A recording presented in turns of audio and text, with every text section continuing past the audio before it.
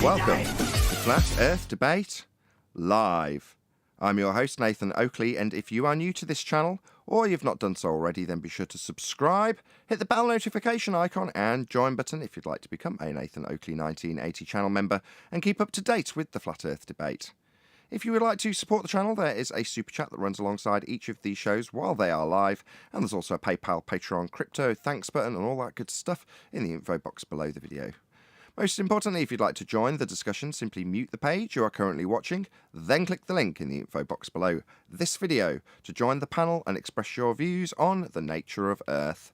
If you do join, please don't swear. If you do, you'll be ejected. And if you are, please don't try to rejoin the stream using sock accounts. You'll be warmly welcome back on the next stream. Please also share the show on social media.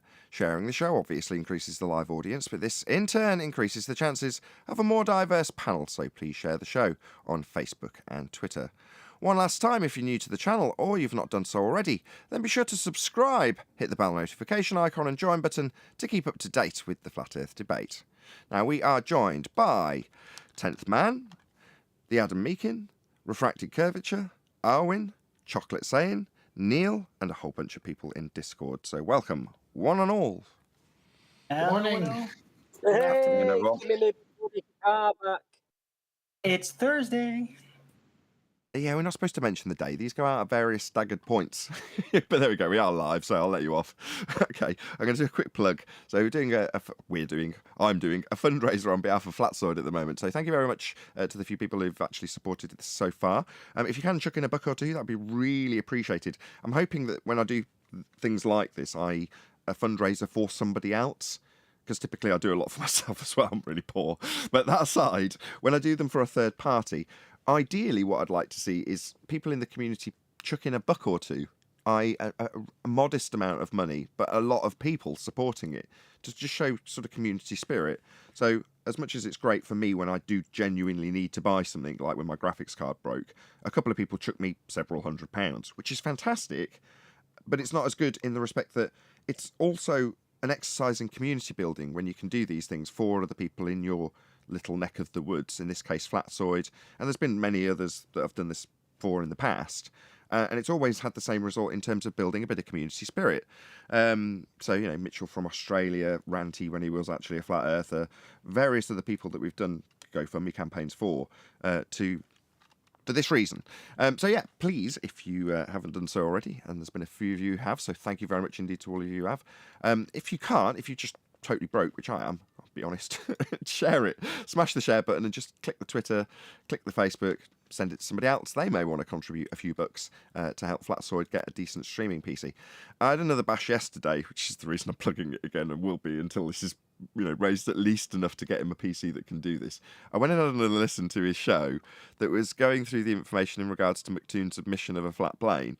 And I listened, and then it got to the point where the audio started going horrendous, and I was like, God damn, I really, really want to get him a good streaming PC, because this isn't right. It's just not fair.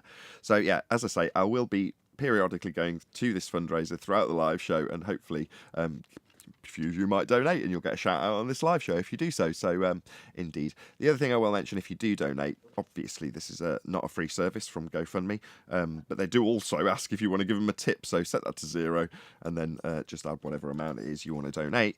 You know, if it's a couple of bucks, that is absolutely brilliant, because it means that we can show, if 20 people or 30 people or 40 people will chuck in a couple of bucks, that there is that kind of community within Flat Earth. Obviously, I'm not appealing to the anti-flat earthers who'd rather shut this channel down and have Flatzoid die. You know, they're not the ones I'm appealing to. But yeah, like I say, I don't necessarily want people to just give me a wedge to then obviously just pass straight on to Flatzoid.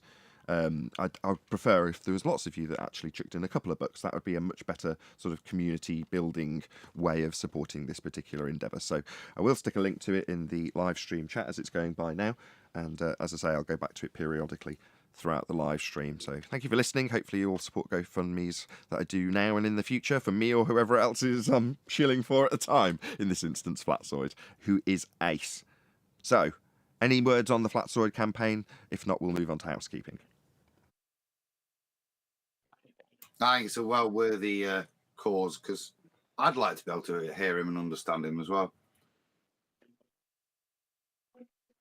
Exactly. He's a good guy, and you want to be able to hear what he's saying. It's good information until it isn't, and it isn't the information that's suffering. It's this crap phone that he's jerry-rigged to do a live stream with because he can't do it on his computer. It's like, anyway, you'll get the general gist. It's catch-22 when it comes to these sorts of things. If you can't do a really cracking stream, people don't hang around to want to support you. That's just human nature. If I'm doing it and I'm the biggest advocate for Flatzoid, then everybody else is going to be doing it. And I'm not just saying that because I'm saying, oh, everyone does what I do. I just know how people behave when they come to YouTube videos with poor audio. It puts people right off. I must remind him to delete them. Just delete the ones that haven't got good audio, and just, don't let them tarnish your reputation, because they will.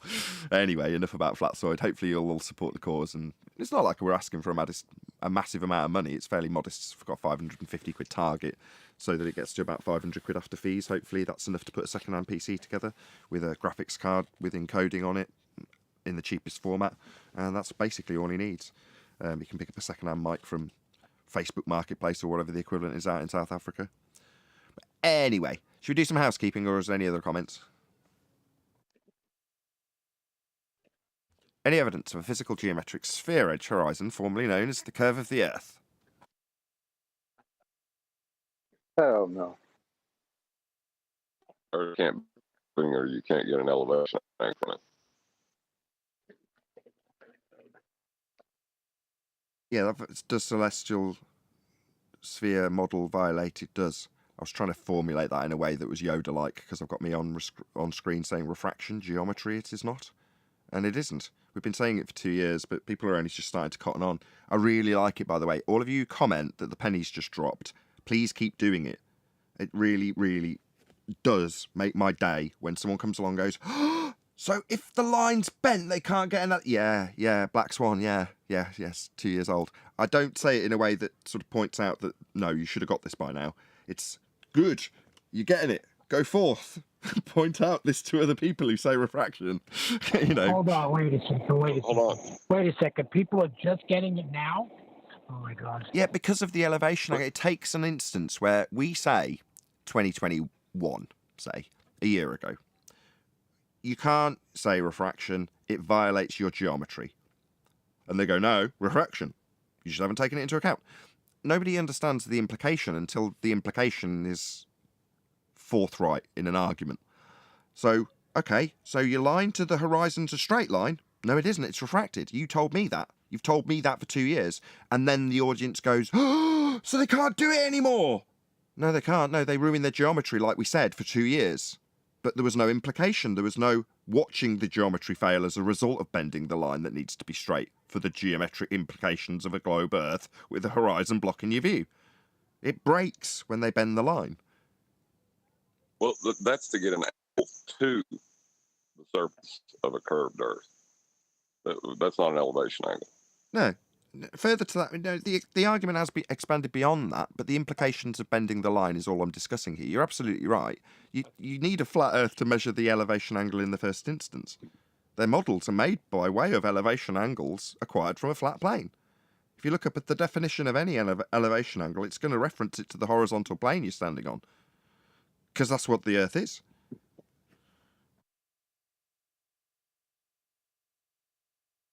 Any evidence of the distance to the sun? Oh, sorry, go ahead, Chocolate. Was it Chocolate?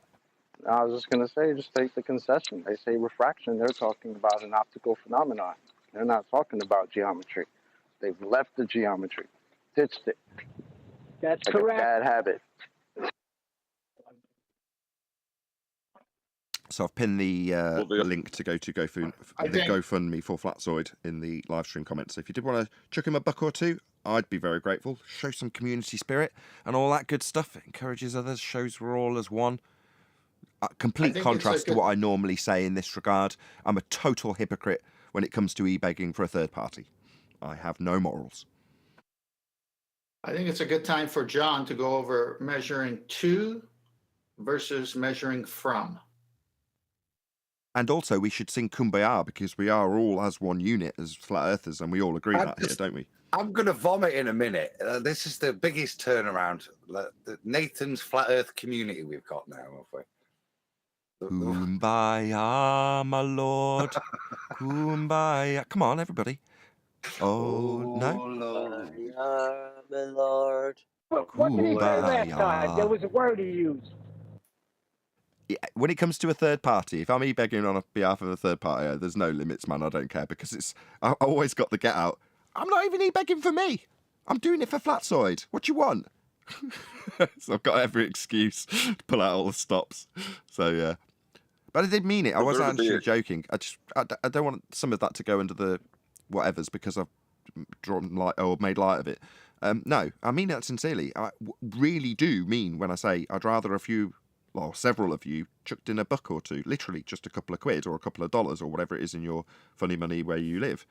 Chuck in a couple of bucks and it shows community spirit. No, we do want, as a community, Flatzoid to up his game. And if it takes a couple of bucks from 20 or 30 people, then so be it. That's the way to do it, in my humble opinion. Now, when it's me, if you want to give me a huge wedge, yeah, go ahead. Get me to the target like that when it's me. No, when it's third party, no, community spirit. Let's all do this together. Let's put all in a little amount. You know what I mean? Anyway, enough making light of it. I don't want people to be put off by this discussion when it comes to supporting Flatzoid. Just give him a donation and let's move on with housekeeping. Yeah, we just want his mic to stop sucking. That's all this is. It's totally selfish. I just want to listen to Flatzoid. Therefore, this is how I'm doing it. What happened to my question for John? My bad. From and to John. Well, if you're talking about the Earth curve calculator, they talk about getting an angle to a geometric horizon. But they got rid of that when they said refraction. But that's not the same as an elevation angle, because an elevation angle is from the surface. To and from, it doesn't seem like such a big deal when you're just talking to someone, but it makes all the difference. Because if you're talking to your eye to the horizon, as opposed from your feet across the ground and out to the sky, that's not the same thing. Absolutely. And they try and hoodwink you with from and to, and when they do, they end up finding themselves with something they can't acquire anyway. Back in the day, they might have got away with this if the elevation angle argument had come up back in 2019 or earlier, because they could have hoodwinked us. But now they can't, because when they draw a line to their geometric limitation, formerly known as Earth curve, that's a straight line they ain't got anymore. So they can't even draw a line to it. Meanwhile, as John's just pointed out, an elevation angle from a curved baseline is something you will never acquire, and when you're measuring in the vertical aspect based on the horizontal aspect you stood on, that's not to the horizontal aspect or to a curve. It's from the horizontal measuring in the vertical. That's what an elevation angle is. Excellent point, 10th. Sorry I rumpused it with such menial things as e-begging for Flatzoid. Subscribe today. No, it's very important because this is where they all hung up, misinterpreting what dip or really height of eye correction is. So when you understand what height of eye correction is, and you understand what John just said, then you say, oh yeah, it is impossible to get an elevation angle from a curved baseline. So it can't be a globe. It's that simple. Indeed. It can be a globe if you measure it flat first, because that checks out in 2022. Well, no, it doesn't. That's John's point, isn't it? When you say that, it's no, it's the other way around. That violates the celestial sphere model to assert that it's a sphere when measuring it flat. Oh, the people who don't really care about that violation, they just say it. Or people who don't care about their geometry, proving Earth has a Earth curve edge. They'll say, oh, you don't understand refraction, and then start telling you about how refraction works. Phil's in the chat currently now telling us, oh, we've got 400 years of experience in refraction. That's fascinating. Meanwhile, your terrestrial refraction, bent line to a geometric edge you don't see anymore, violates any means of acquiring an elevation angle measurement to a curve when claiming you've got a tangent. You don't have that tangent anymore, it's bent. You're telling us how it's bent and how we should know it's bent because it's been bent for 400 years, right? Well, that blows a load all over your geometry for a curved Earth, because you need a tangent point at the edge of your Earth. Phil. There's also another golden nugget here that people should not overlook, and that's how many times have we been told, oh yeah, the Greeks and people before, they always knew it was a globe. Okay, But let's take that at face value. The celestial sphere model is the flat Earth model because in order to use the celestial sphere model, you have to assume the Earth is at the center, not the sun, and that the Earth is stationary. So if celestial sphere model has been used all this time, then you've used it with the assumption that the Earth is not moving and it's the center of the universe. Now what say you about the past and what people used to believe? They still measured it flat. They still took elevation angle measurements. I mean, I can example a really early one with Al-Biruni.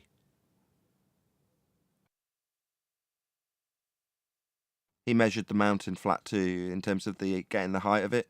He had to have a flat plane to do that. Well, it's a prerequisite. You can't get an elevation angle with a curved surface, so it's always been measured flat, from a flat surface. You can't do it any other way. That's the beauty of it.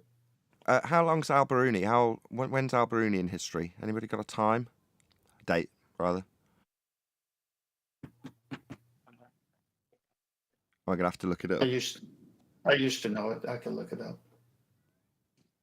I think it was 1720.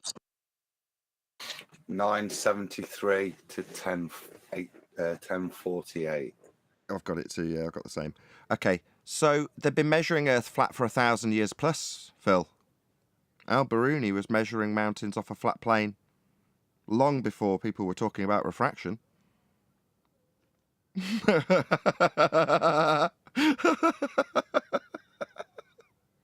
was measuring it flat 1,000 years ago, Phil. According to your nonsense history. Then we've got a diagram of Al-Biruni measuring Earth flat, just so we can put this on screen for the audience as we're discussing it. What do you want, Nathan? Sorry, I was...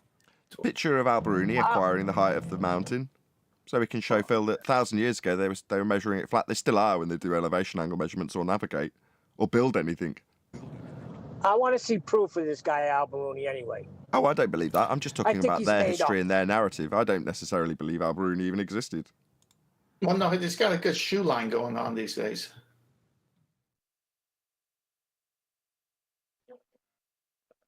Don't get it.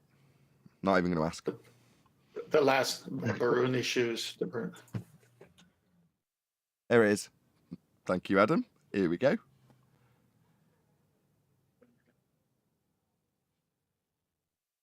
See if I can make this big as Adam brings it up. They even say in stories about him that he didn't even know about refraction. They even admit it. Oh, it's just a tiny little picture. Yeah, it's crap, that, isn't it? Can you find a better one? I bet he's wearing a There dress. it is on the left. There, that one. That's it. Here we go.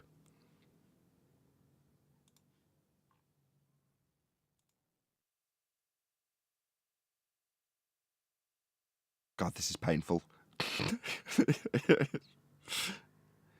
the power of live editing. Pretend this isn't happening. Pretend this is full screen. Right, I'm going to transition to as big as it can be anyway. Okay, this is obviously as big as Adam can make it for some reason. Unless my computer's crashed and I'm talking to myself. Here we go. So this diagram shows how Al-Biruni acquired the height of the mountain. He's using a flat plane to do it. 1,000 years ago, apparently. Thank you, Adam.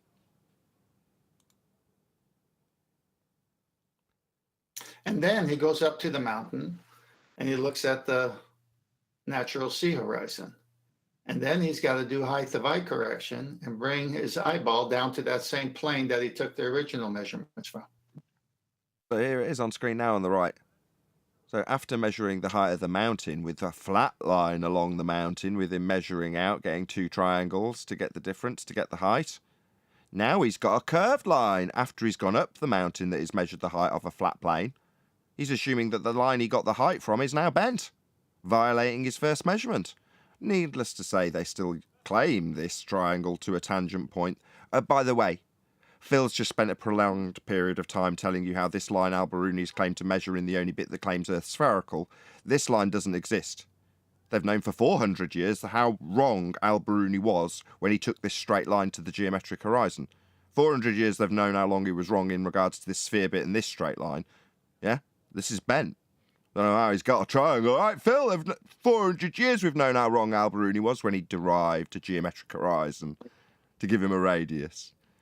Yeah. The bit that he used for the flat Earth to get the height of the mountain, that's still used today, you know. Celestial navigation still uses it to move around on the plane that we're standing on, and Al-Biruni measured the height of the mountain with, before he used this straight line that he doesn't have because it's been known for 400 years how bent it is. So it couldn't be a triangle. He was blagging that he got the radius when he bent the line under the mountain and used a bent line that was claimed to be straight by him. Hey, Phil, 400 years we've known how wrong Al-Biruni was with this sphere bit.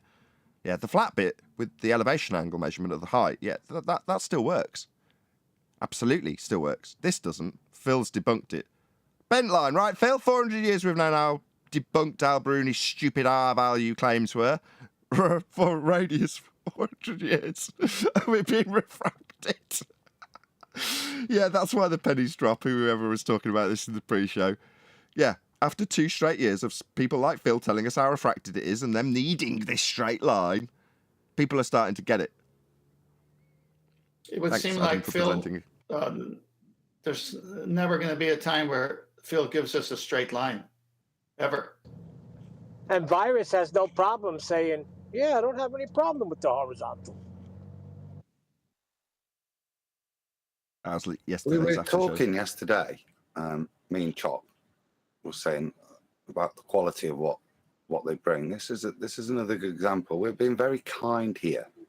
Very kind indeed to reinterpret Phil's stuff, to give it a little bit of sense. But his comment is, look, a band of scientifically illiterate people think they have undone 401 years of work on light since the law of refraction was first described. I think we're challenging that, Phil. It's the 7/6R that we're looking at. See, once again, he builds a false argument, which is just full of unsubstantiated ad hom. But more importantly, we're creating the argument for him because he's still not boldly stating what his refraction is in his model, his special 7/6R refraction. And that's all they've got. They've got no real arguments. Again, look, they've just got veiled insults and very, very poorly constructed arguments we can't tell the truth of their model because it's so laughable now. Little rant, sorry.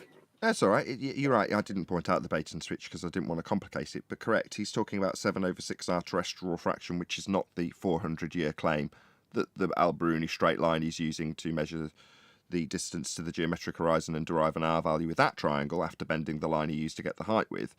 Well, you've got 7/6R bent line now, right? That's not refraction that we've learned about for 400 years. That's a bait and switch based on an R value that Al-Biruni is deriving in this instance and couldn't derive to give him a 7/6R value if the line was bent at 7/6 of the radius that you can't measure. It becomes paradoxical the moment you bend the line. Broken, bent, doesn't matter how you describe it, it fails upon bending the line to the geometric horizon they're claiming to prove as being a physical limitation to your view called Earth curve. I'm going to do another shout out. Well, they had to do that. They did have to. You're not wrong, Neil. They've got no A question option. for Adam. A question for Adam. Adam, isn't this similar or the same trait as what they do with perspective? Like if you're under a star, you're at 90 degrees, it's directly over. And if you move away, it's 89, all the way down to 0. And they say with perspective, it's dropping lower in the sky. So they go convolute that and say, well, actually the reason is because the Earth curve is doing that rather than what I just said. Now, when it comes to refraction, it's a similar trait. They take natural refraction and try to say it's Earth curve. Well, yes and no. One's just a misexplanation of what you're seeing, isn't it? In terms of just a misappropriation. So the Earth curve for perspective. Whereas that one is just wholly deceptive because he's saying there, he's talking about refraction, which we all accept is a thing. Yeah? But then he's completely not even talking about that in terms of the type of special refraction, 7/6R refraction that's needed to hold his model together because his model doesn't match reality. So we're not, or reality doesn't match his model, does it? Is his problem. So he has to have a special type of refraction, which has nothing to do with the refraction he stated. Okay, I'm going to interrupt you guys. I'm sorry to do this. First and foremost, shout out to Godzilla37, who says, "You guys remember the time that Phil told the truth?" ? I've responded, "No, Gord." He says, "Me neither," with a second super chat. Thank you very much for the support. Really do appreciate it, Godzilla. Also, I'm going to move over to the fundraiser we're doing for Flatzoid. I keep saying we. Yeah, why not? We are running a Flatzoid streaming PC fundraiser. And a big shout out, this is exactly what I was hoping to get, Mr. D. Watson for supporting the GoFundMe campaign, and also Michael Jones for supporting the GoFundMe campaign, and Ron Hunston. Thank you very much indeed for supporting this GoFundMe campaign. That's exactly what I was hoping to see. A few people putting not even modest, $10 and $5, £5, I should say.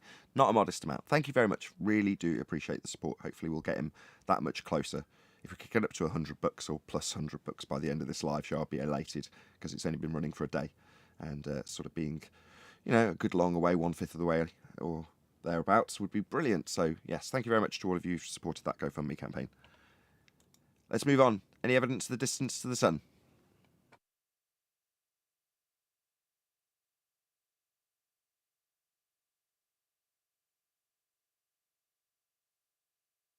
Have you all gone on strike because I've been doing too many Flatzoid shout-outs?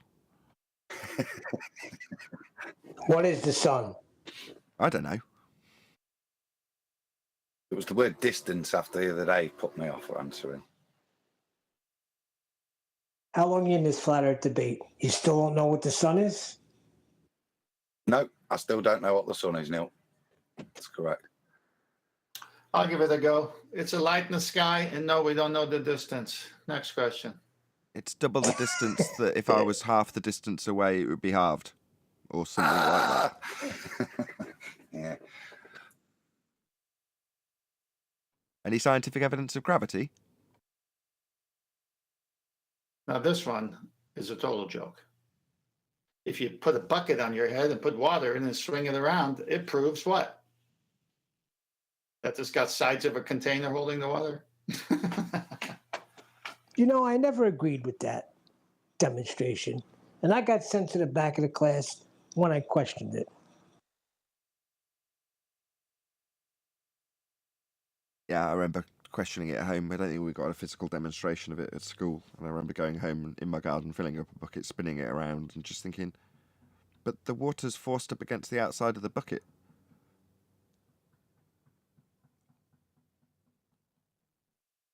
Meanwhile, gravity is claimed currently to be a pseudo-Riemannian force space-time medium that doesn't exist. So they got rid of the bucket? They got rid of anything in physical terms and took it purely to the mathematical conceptual idea of a fourth dimension. So there's nothing in physicality in terms of gravity in the current state. That changed 107 years ago. So I could see young Neil in the classroom with some foresight saying, yeah, right now you think you got it. You're going to throw that bucket under the bus and take up some mathematics in the future. Did you get mugged off as that as being gravity as kids? I don't ever remember being that. Yeah, in the States we did, Adam. I did, here. No, it's centripetal forces, isn't it? It's Centripetal or centrifugal? petal. What's the difference? One pushes you to the edges of the containment, doesn't it? And fugal throws you away. So if you've got the gravity, so on the gravitron or whatever it's called, where you've got a cylinder that spins, and you stand on the edges of the wall, and it pushes you to the edge of the wall. If you've got something on the top of the wall, so you put your sandwich and your bottle of pop on the top of the wall, and then the ride starts, the force that throws the sandwich and bottle off out to the side is centrifugal force, and this force that pins you to the wall is centripetal force. Let me read it. So the key, I've had to look at it. It's so long since I've been asked. Centripetal is real and pushing towards the centre of the circle. That's it, yeah. And centrifugal is fake and pushes away. Play that one more time. So petal pushes towards the centre. So and then fugal is pushing away from the centre. But it's fake. Yeah, there's only centripetal, isn't there? Oh man, this is really old Hold on, what's stuff. going in? What force is going in towards the centre? Right, so centripetal force moves inwards. So common examples of centrifugal force at work are mud flying off a tyre. And a major example of centripetal force is, oh, stop it, rotation of satellites around a planet. I was going to say, it sounds to me like it's has it got any I see what hold you on. mean. You gave an example of Narnia for the centripetal. Nothing goes inward as far as from what I can, like, what example do I have where something goes inward? I mean, because especially when you're spinning a bucket, it's definitely trying to go outward. It's just contained. Yeah. Right. Centrifugal, it is the outward push that we experience on circular motion. Centripetal is the pull towards the centre in a circular motion.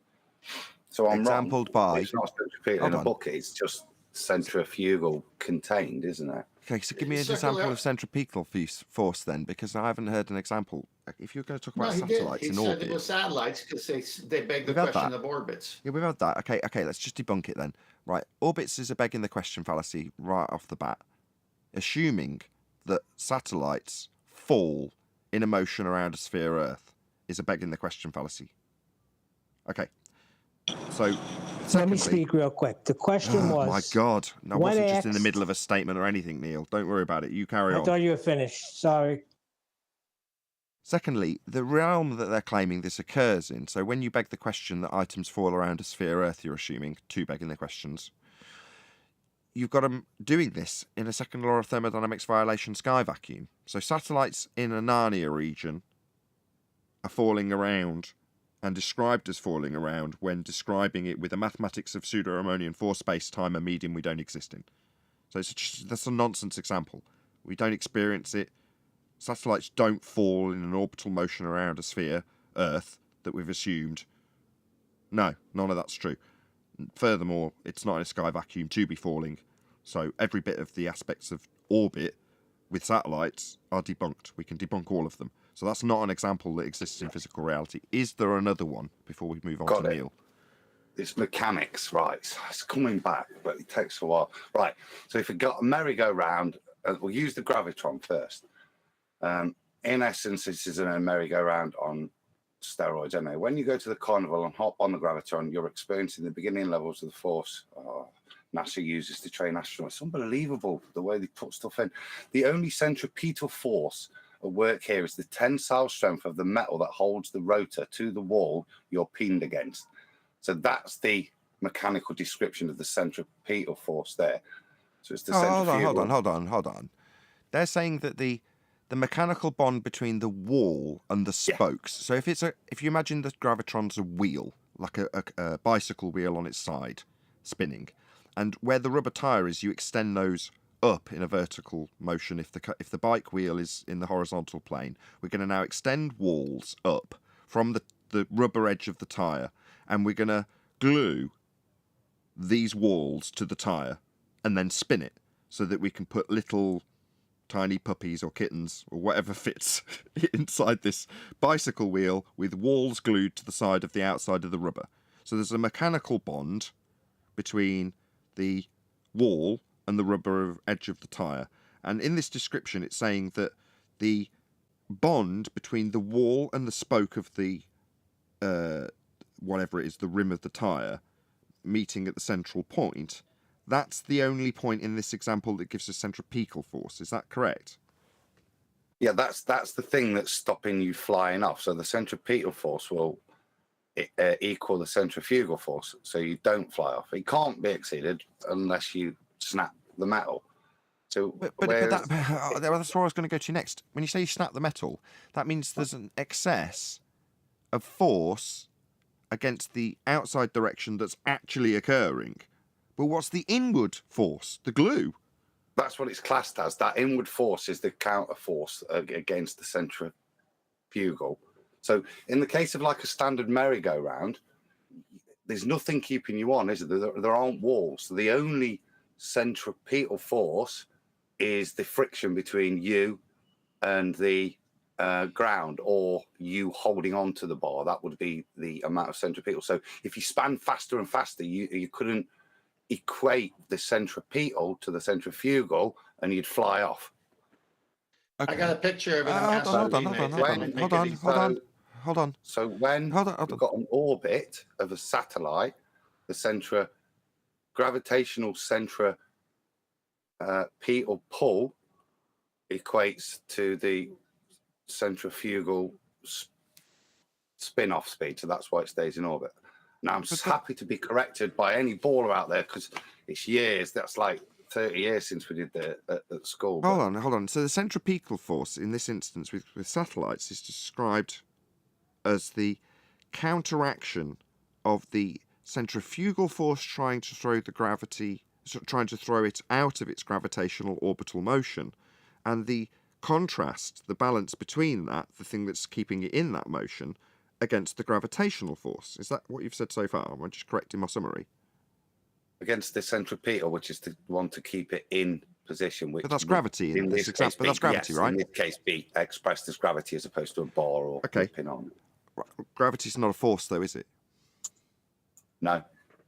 So when it says that there's a counteracting force to create the centripetal force, which keeps it in equilibrium in an orbital motion, because it's counteracting the centrifugal force that in an orbital motion we assume, when we assume a sphere Earth and things falling around it, is counteracted by a non-force. That's nonsense. Nathan, I got a picture of it in Masterpiece so the audience can get a visual. It's Dr. Phil. Where's Phil when you need him? He should be battering us on this, because I'm literally just trying to remember it, because it's one of those nuances, isn't it? That's like an A-level physics question. You have to differentiate, but you don't really ever. Come on, Phil, where are you? Is that right? Is that how you keep your stuff in orbit? That balance? But that balance is nonsense, because it's saying there's a counteracting force to a centrifugal force that wants to throw in this case, satellite out of the presupposed gravitational orbital motion. And it's counteracting the force that's pulling it inwards, and that's there is no force pulling it inwards called gravity to counteract. On screen now, look. Oh, it's just gone. But that last picture was exactly that. The gravitron whirler. So in this case, the thing that's stopping you spin off is the physical thing. So that equates to the centripetal, which equates to the centrifugal. But they're saying the thing that's doing it, that equalization, is the imaginary force of gravity that equates to the centrifugal you would have whizzing you off, like it's you not being able to grip on anything on roundabout. Yeah, there, look. So if you're on the outside of that, having to hold on, and if your arms will only give you so much centripetal force, and when that's not sufficient to equal the centrifugal, you fly off. But what they're saying then is that the gravity's equating to that. I think. Yeah. So the centripetal force in that example that Adam's just given is, if I'm on this whirly gravitron, whatever it is, and instead of being on the wall, right, hopefully you can all see my mouse, I've climbed up to the top, yeah, and I'm dangling on the outside when the machine starts. So when it starts whirling around, my legs are flailing out from the hub, pointing outwards, so my toes are pointing away from the hub, and I'm holding on with my fingers. So it's a bare knuckle ride, me trying to hold on against the force of this thing trying to throw me out with centrifugal force. And the description of centripetal force is to say that the ability of you and the muscles in your arms to hold on to this is the counteracting force to the centrifugal force throwing you off. Therefore, your grip is the centripetal force. Yeah, and what's amazing with the picture is that this is really another sample of the water in the bucket over a teacher's head. The people inside would be the water inside the bucket, and if you put some water on the outside prior to spinning, would that water on the outside be pulled in, or would it fly off? Well, they've got a description for that. It's the centrifugal force, but the contrasting force to the centrifugal force that's trying to not throw the splashes on the outside of the bucket away from the bucket, but the stuff inside the bucket being thrown against the wall, well, the force of the wall of the bucket keeps the water in. And the description of the force of the wall keeping it in is the centripetal force. Now, if you imagine you scale up the bucket but keep the plastic the same thickness, there's going to be a point where the weight of the water, the force of the water, breaks the plastic. What's that? The centrifugal force overcoming the centripetal force? Or the tensile strength of the plastic? Yeah, that sounds about right. So, as well, I'm understanding it, relearning it. Wow. Well, Amazing. I'm sure the welder who put this together had to go through all that, right? It started off with a question of, is there any scientific evidence for gravity? Something else that QE went over with Am I a South African, if that was his name, explaining the hoodwinking of science. That's why it was such a good debate. When he took him through the steps of how we've got pretender clowns out in the globe Earth arena that have asked us for years and years and years to give us scientific evidence of a flat Earth because they've got scientific evidence of a globe Earth, and that we must deny all science to be flat Earthers. So therefore, by implication, they're claiming they've got scientific evidence, and when we point out what science is, they haven't got any. You want to hear what the ether guys have to say about the centripetal and centrifugal? Fuck yeah, tell me, bro. No swearing. Go ahead. Dice low.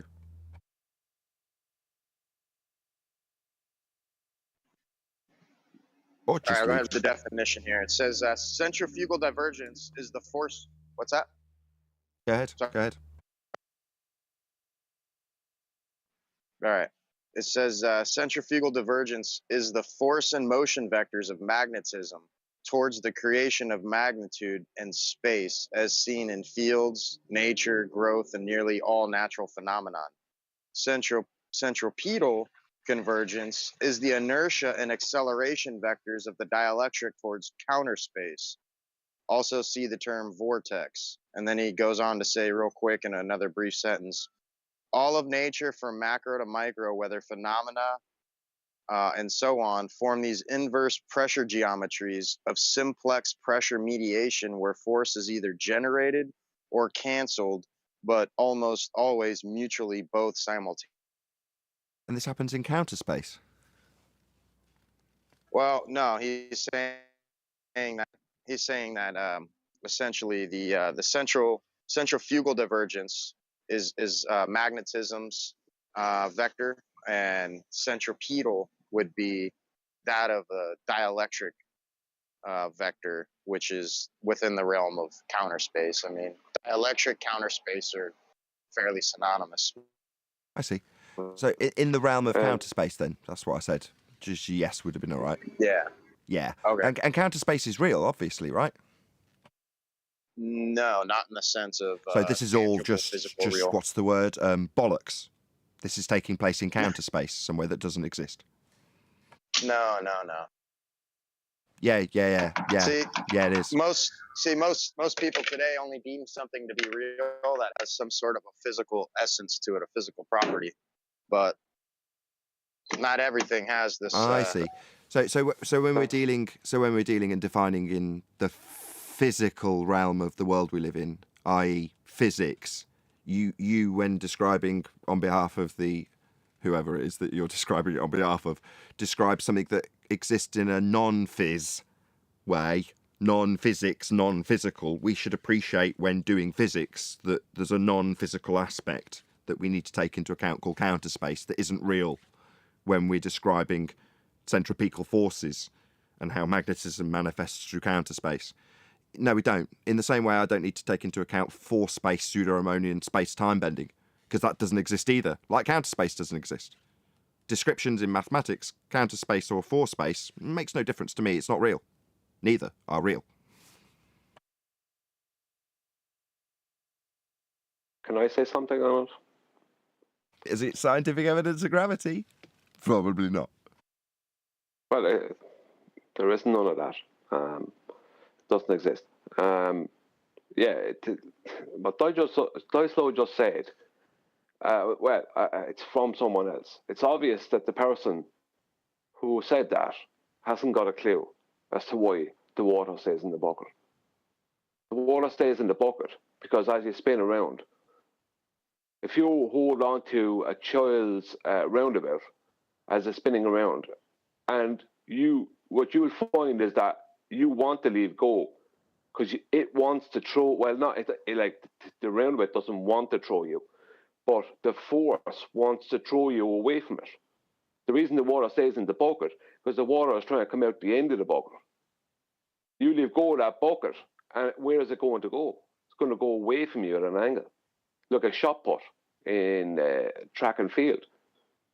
Is a shot put that when they spin around, and when they spin around with the weight on the end of the rope or whatever. The hammer.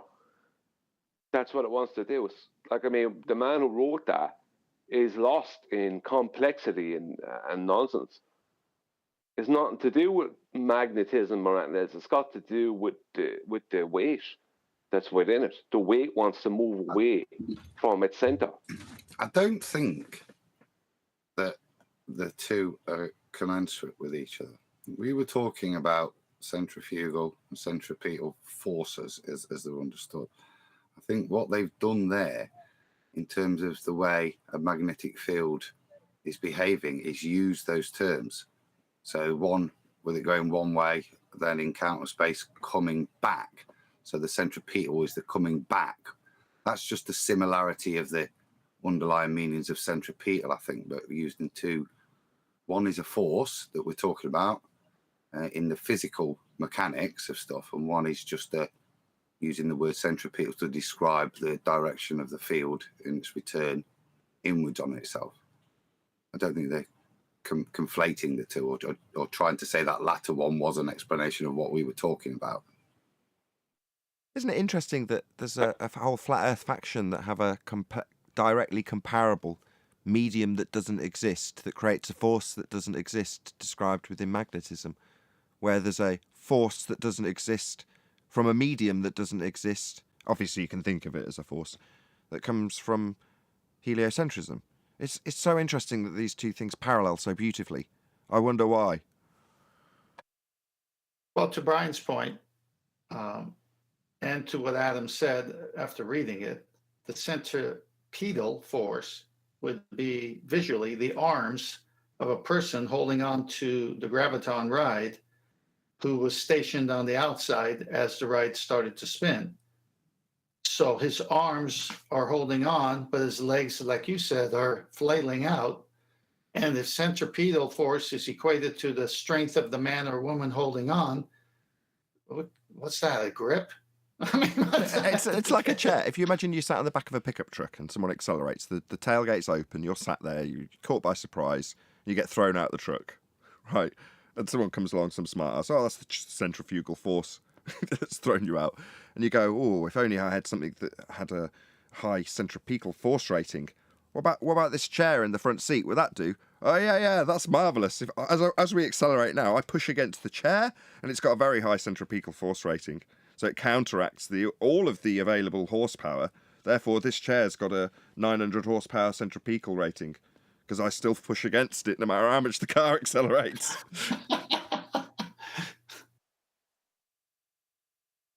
Well, it's just natural that the water wants to go out the end of the bucket. The water has weight, and if you spin weight around, it wants to move away from the center. It wants to spread out from the center. From the center point of the spin. Just move it fast. I look at it like a finger skater, where they do those twirls, and when they bring their arms out, they slow down, and when they bring their arms in, they speed back up. That's kind of how I see it. That's just magic. That's retention of angular momentum. Oh, finger skaters are magic. Okay. Yes.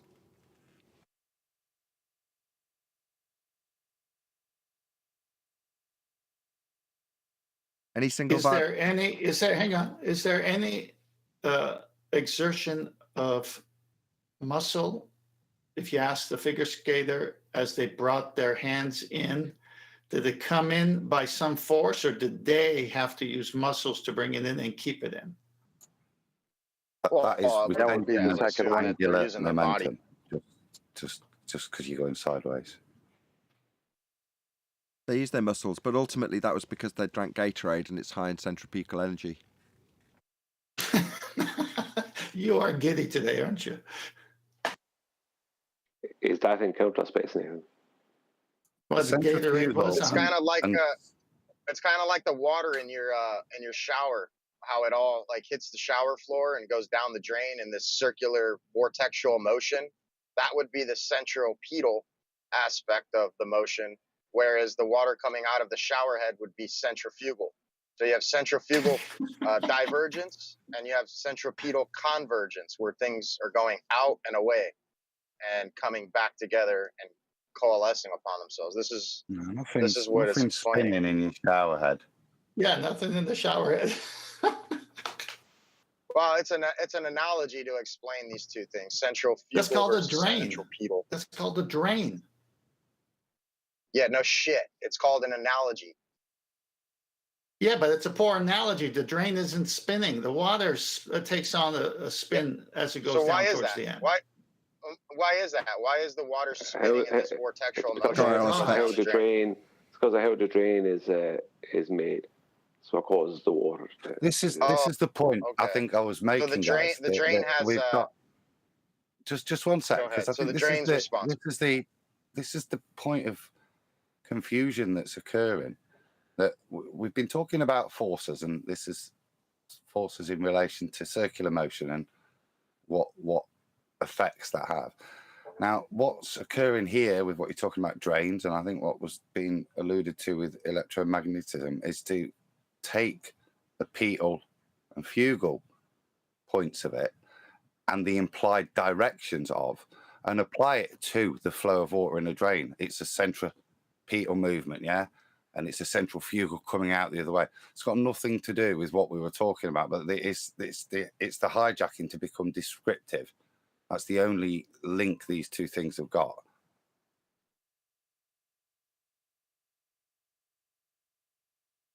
Alrighty then, let's move on. Any single viable hypothesis from any of the fields of astronomy, cosmology, or what's the one that you got wrong, Adam? It was Cosmology? It's cosmology is no longer there. No, not astrology. Astrology. Oh, it's on the poster. I ruined that by asking you Astrophysics? which one you got wrong, which completely ruined the whole thing. I'm sorry. Astronomy. That's because of you, astrology, Nathan. It's or because of you that the astrophysics. Globe Light Tour failed. It's because of you. No, just kidding. Alrighty, go ahead, Adam. Astronomy, astrology, or astrophysics is. No, Wait, astronomy, history will remember it. cosmology, or astrophysics. Not. No, Darwin. What's on the poster is the way it'll be remembered. What's on the poster is the way it'll be remembered, Darwin. Yeah, but the poster's on average going to be seen less than people are going to hear on a daily basis for years and years and years, the way it's asked during the housekeeping questions. Nah, you don't know how many people had eyeballs on that poster. I'm going to keep correcting you every time you say it wrong. Any single viable hypothesis from any of the fields of astronomy, cosmology, or astronomy? Never, never, ever. It's impossible because all those fields have an entire medium they presuppose per default. And not thus, we could science. never have a viable hypothesis out of that. In the first place. They don't meet the requirements of what they would need to be called science. So it's impossible to have a viable scientific hypothesis from those fields. They're pseudoscience by definition. Any evidence of a self-perpetuating molten iron core at the centre of a presupposed spherical Earth? Well, of course that's possible. Of course. But they don't have any. They only got a drawing.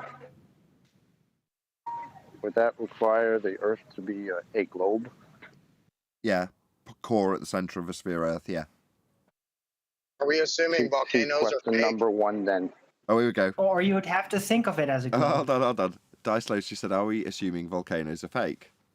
What makes you think that volcanoes have anything to do with the molten iron core in the heliocentric model, first off? I don't know. Doesn't volcanoes spew molten hot magma, which is consistent of what's claimed to be at the center of the core? Yes, and I mean, no. surrounding the nickel iron core, so to speak. No. So Whoa. current rhetoric from heliocentrism is that you have plate tectonics, and at the friction points, namely the ring of fire, they cause pockets of molten iron to bubble up to the surface because of the friction between the plates. So it's because of... No, it's not molten iron. I mean, seriously, volcanoes don't leave behind slacks of pure iron. I meant to say lava. That's not true. I went correct. Just get that out of the way. I meant to say lava. The friction heats the rock. The rock melts into a liquid at the friction points of the plates. So it's tectonic activity at the ring of fire that creates all of the volcanic activity according to heliocentric doctrine currently. It's sod all to do with little tubes that go from the centre all the way up. That isn't the case.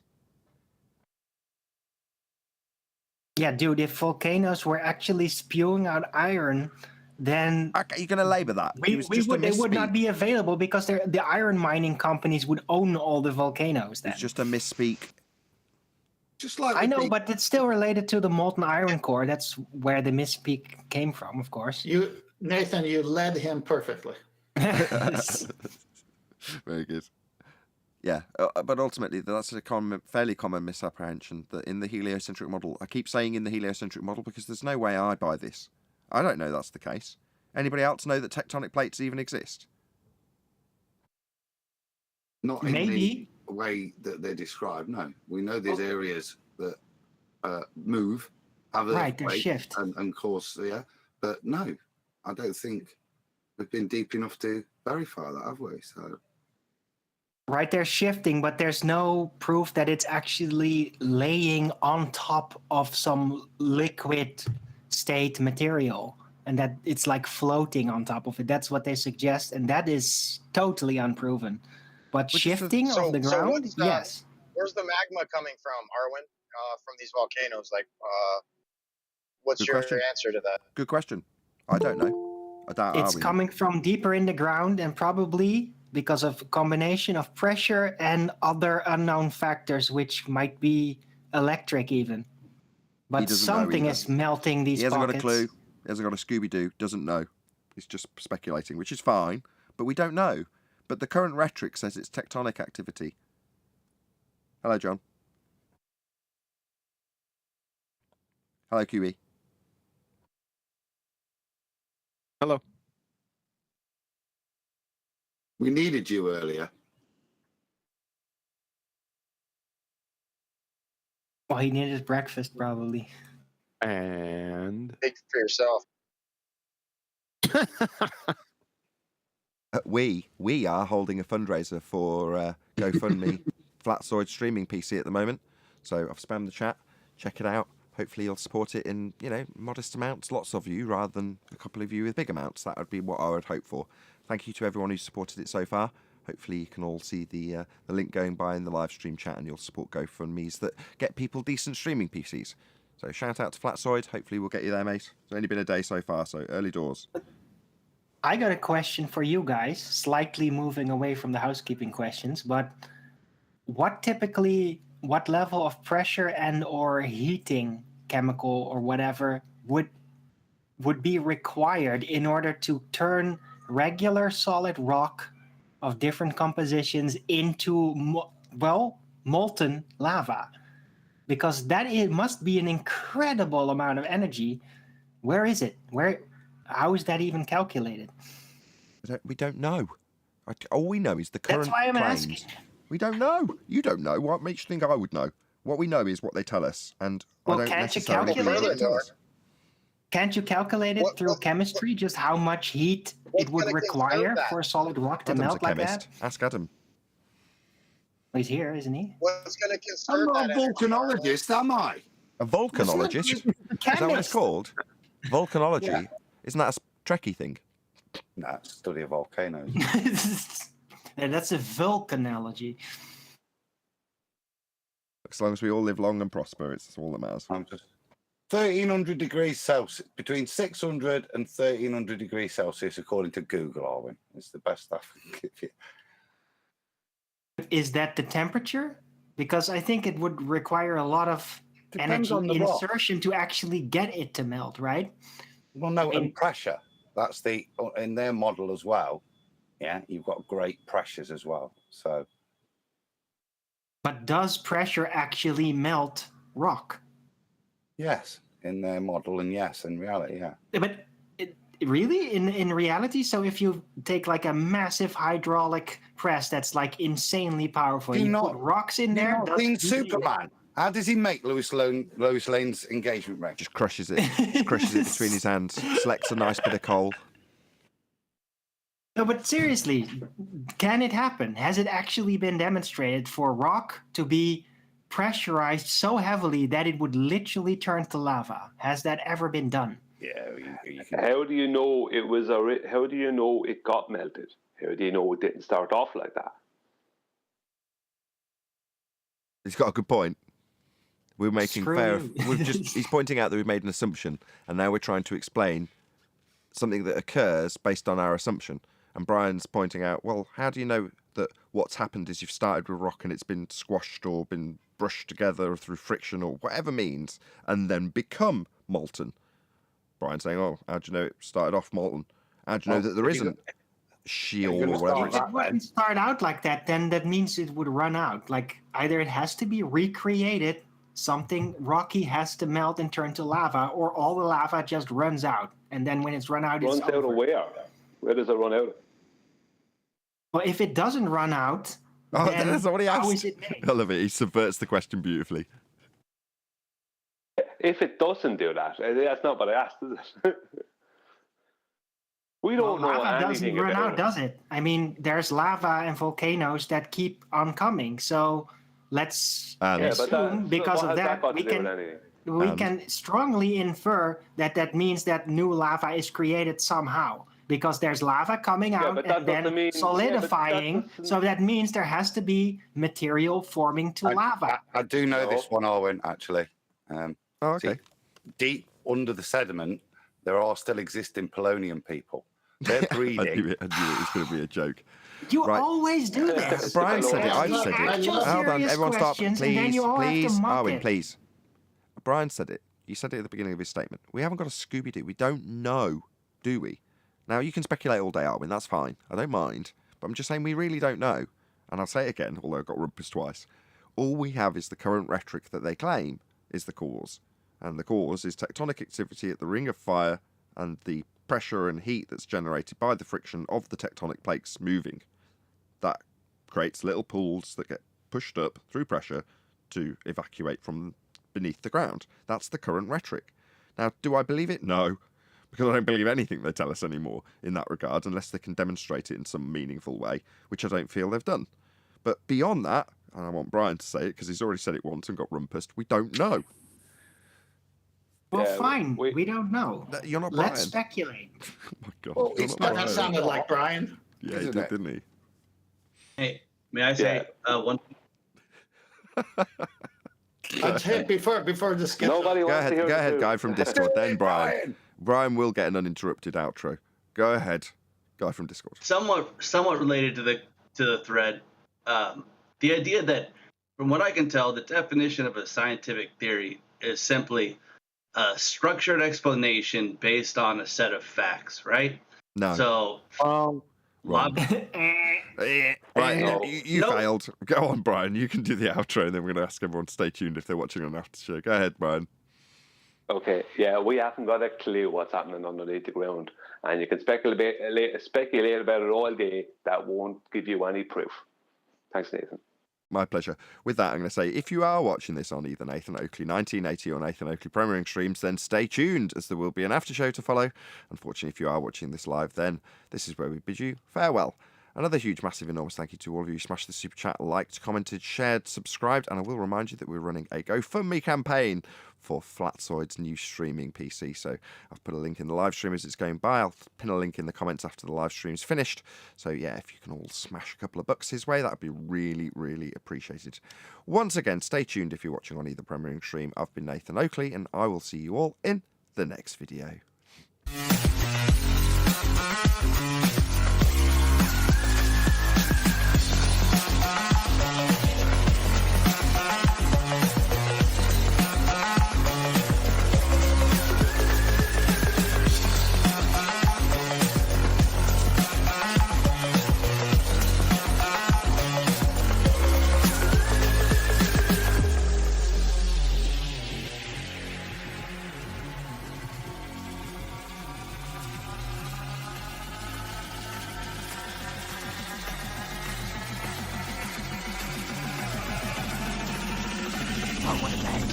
What a lovely day!